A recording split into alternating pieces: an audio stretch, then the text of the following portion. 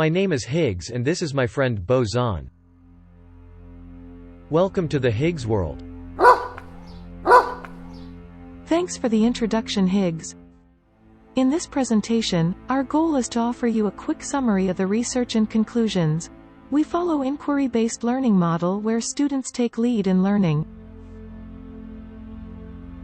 First, they get a quick review of the research via the videos. Second, they review the paper to learn and understand key concepts. Finally, they can follow up with further research on their own to dig deeper. In the end, students would have learned something new, latest and relevant. Isn't that wonderful, Boson? Great point, Higgs. Please follow the links to review the research in further details. We want to thank all the authors and publishers for making this research public, thereby advancing science and innovation. Please like, share and subscribe. Today, we are reviewing a paper titled, A New Giant Sauropod, Australotitan cooperensis, from the mid-Cretaceous of Australia. Australian dinosaur paleontology has experienced somewhat of a resurgence of research over the last decade or so with several new taxa recorded. This increased naming of new taxa has mostly occurred due to more intensive study of previously described specimens and already established fossil collections, alongside a moderate increase in new discoveries from known fossil fields.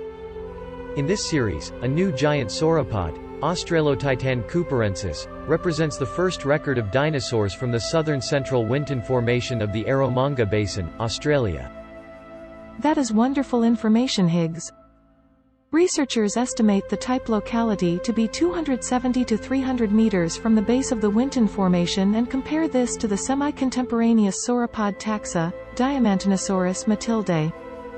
The Winton Formation consists of interbedded volcanolithic sandstones, siltstones, mudstones, minor coals and intraformational conglomerates. The new Titanosaurian is the largest dinosaur from Australia as represented by osteological remains, and based on limb size comparisons, it reached a size similar to that of the giant Titanosaurians from South America. That is so intriguing, Boson. The creation of 3D surface models from specimens has allowed the development of a colored schematic as a new method for annotating directly onto the bones, where features are not easily distinguished.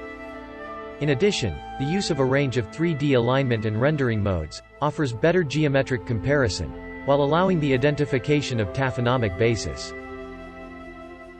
The researchers propose a hypothesis of common ancestry for all four taxa that diversified in Australia during the mid-Cretaceous. Considering that the Australian taxa might represent a single lineage or clade, researchers further speculate that the Australian clade could represent an adaptive response to new rapidly changing environments developing across the Eromanga Basin, during the deposition of the Winton Formation. Great point, Boson. As the basin filled, it would have transformed from an aperic epicontinental sea to complex paralic environments, through to vast, labile and frequently disturbed alluvial and lacustrine habitats.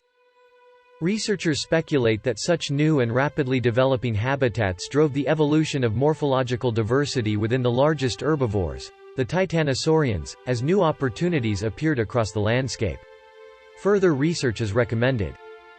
That was an interesting paper providing overview of a discovery of a new giant sauropod in Australia. Hope you liked it. Please follow the links to review the research in further details. Please like, share and subscribe.